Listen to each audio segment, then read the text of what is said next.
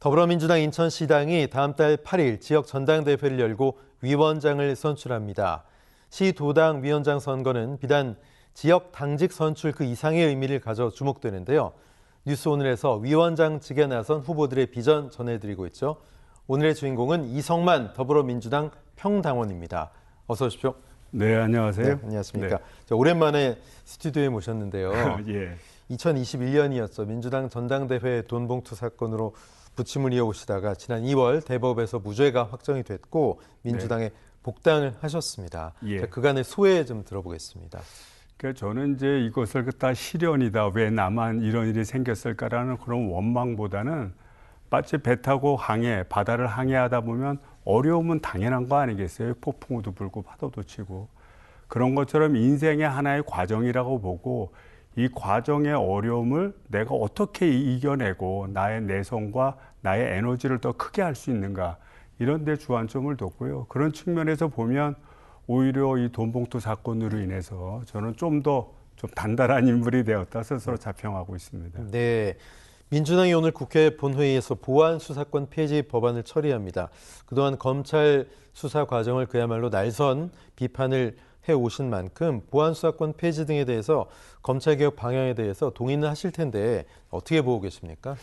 제가 실제 당해봤잖아요. 네. 당해봤는데 검찰이 검찰권을 남용해서 국민을 탄압한다든지 또는 특정 정치 세력의 사냥개가 된다든지 이런 문제를 일으킨 게 70년입니다. 네.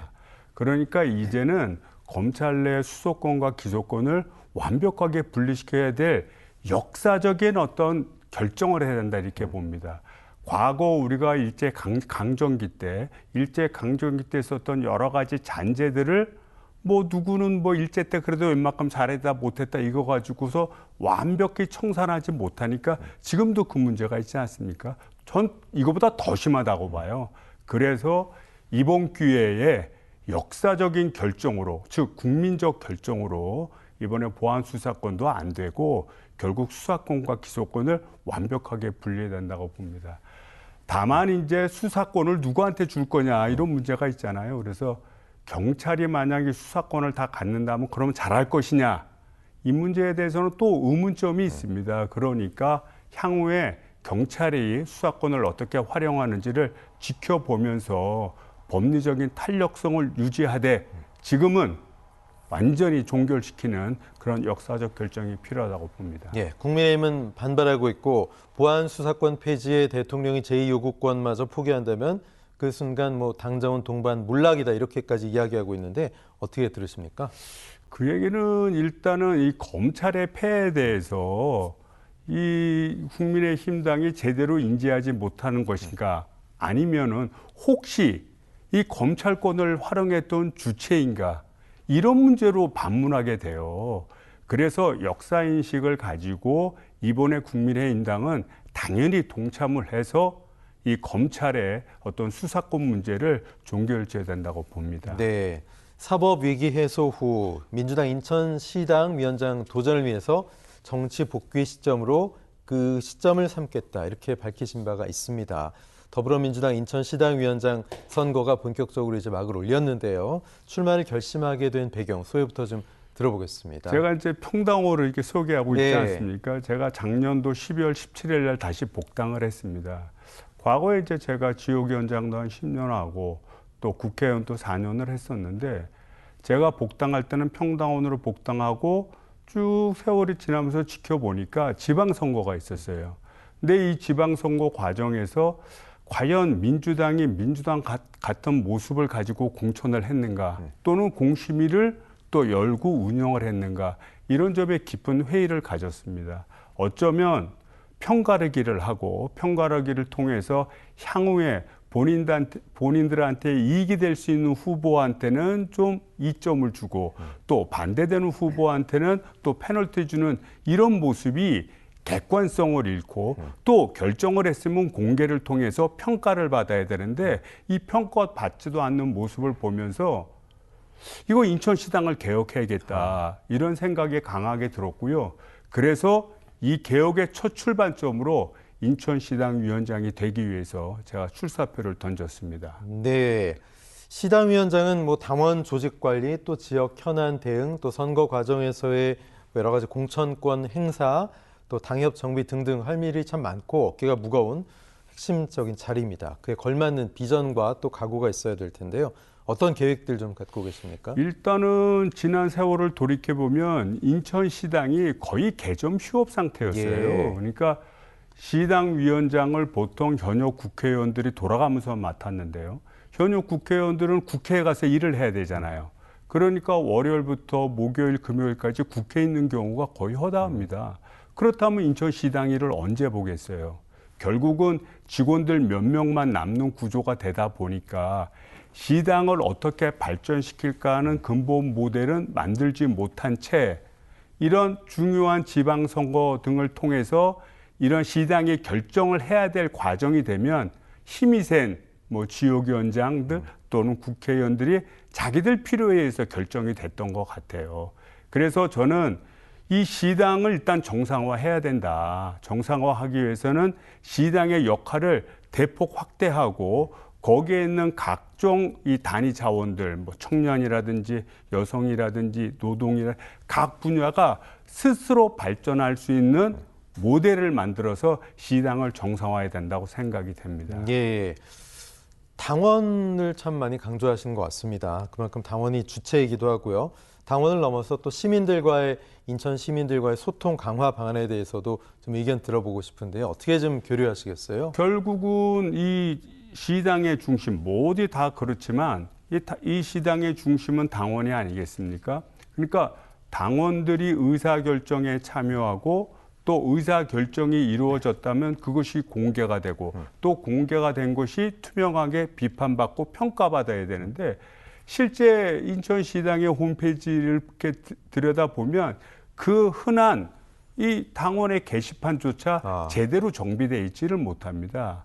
더군다나 당원들이 어떠한 문의사항에 있어서 시당에 물어봤어도 그거를 대응할 수 있는 체제가 되어 있질 않아요. 예. 또 앞서서 얘기했듯이 중요한 의사결정을 하면 당연히 공개를 해야 되는데 이걸 제대로 공개하지 않다 보니 네. 결국은 잘못된 어떤 관행을 계속 답습하는 결과를 가져옵니다. 예. 그러다 보면 당원들이 소외되겠죠. 그래서 저는 이런 처음 입안 단계부터 나중에 평가 단계까지 당원들이 함께 할 수 있는 그런 시스템을 만들어야 이 인천시당도 발전하고 또 당원 주권이 확립될 거라고 생각합니다. 네, 인천 지역 정가에서는 민선국이죠. 인천시장 박찬대호 지원과 또 인천자치구와의 협력 방안이 굉장히 중요하다. 여기에 주목하고 있습니다. 어떤 비전을 좀 갖고 계시는지요? 그래서 이 문제도 똑같은 상황입니다. 그러니까 행정적으로 예를 들자면 시장과 자치구의 구청장들은 행정적으로 연결이 돼 있죠. 하지만 이 행정적으로 연결되어 있는 고리를 뛰어넘어 협력할 필요나 또는 중앙정부에 대응하거나 중앙정부에 함께 요구할 사항이 또 굉장히 많습니다.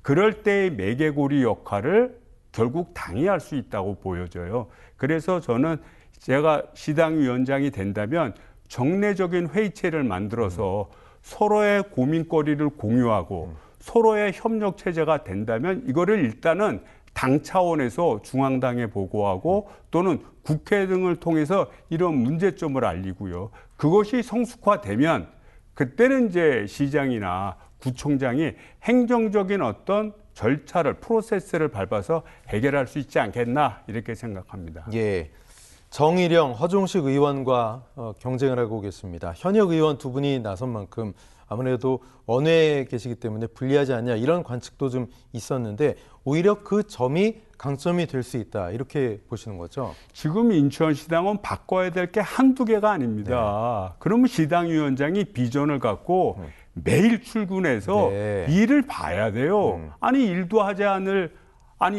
분들이 시당위원장 되면 되겠습니까?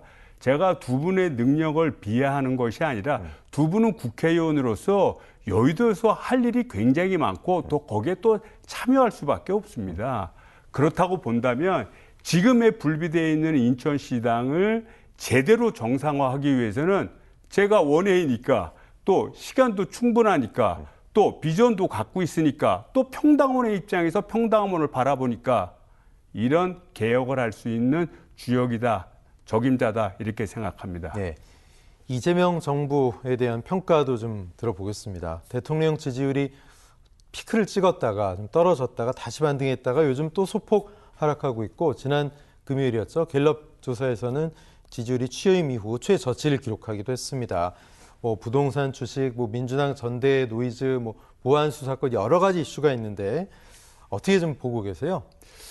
전체적으로 보면 대통령 지지율은 경제적인 상황이나 주변 여건 변화에 따라서 이게 변하는 게 당연합니다. 그래서 어떻게 보면 주식시장은 그동안 지나치게 고공행진한 면이 있고요. 이것이 조정 국면에 접어들면서 다소 국민들의 불만을 가질 수 있고요.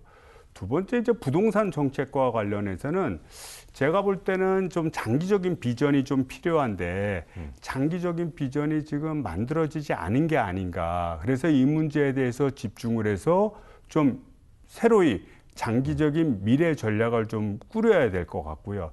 마지막 세 번째는 이제 당내 문제에 관련해서 보면 대통령은 국민 전체의 대통령 아닙니까? 그러니까 우리 민주당의 시각도 갖고 있지만 국민의힘당의 시각도 바라볼 그런 이유가 있습니다. 하지만 당대표는 민주당적 시각만 바라보니까 당연히 차이가 있을 수밖에 없어요. 근데 이 차이를 당연한 것으로 받아들이고 둘의 문제를 어떻게 정반합을 통해서 발전시킬까를 생각해야지 이거를 가지고 갈등이 될 이렇게 생각할 문제는 아닐 것 같고요.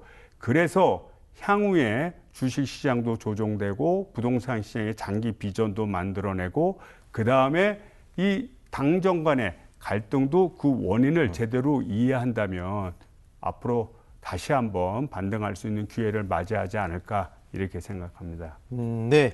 자, 앞으로 폭넓은 이성만 평당원의 행보 좀 기대를 해보겠습니다. 어느덧 예정된 시간인데요. 이 자리 빌려서 OBS 시청자와 인천 시민 그리고 민주당 당원 여러분께 마지막 약속 좀 해주시죠. 제가 이제 국회의원 시절에 이제 자주 나왔었습니다. 사실 OBS에. 그러다가 이 돈봉투 사건이 터지면서 제가 언론에 멀어지고 어떻게 보면 언론의 가십거리의 하나로 이제 존재하게 됐는데 제가 이제 무죄 받고 돌아왔습니다. 그래서 그동안 그 겪었던 고통을 근거로 해서 우리 사회개혁이 필요하고 이 사회개혁을 위해서 저는 이제 최선을 다할 생각이고요. 또 이번에 시당위원장에 도전한 것은 앞서서 얘기했듯이 우리 국민 전체는 아니지만 우리 당원들이 갖고 있는 조직체인 시당을 정상화함으로써 우리 지역 발전과 또 나라 발전을 위해서 최선의 역할을 다할 생각입니다. 네, 오늘 나와주셔서 고맙습니다. 이성만 민주당 인천시당위원장 후보와 이야기했습니다. 고맙습니다. 네, 감사합니다. OBS 뉴스 오늘 저희가 준비한 소식은 여기까지입니다.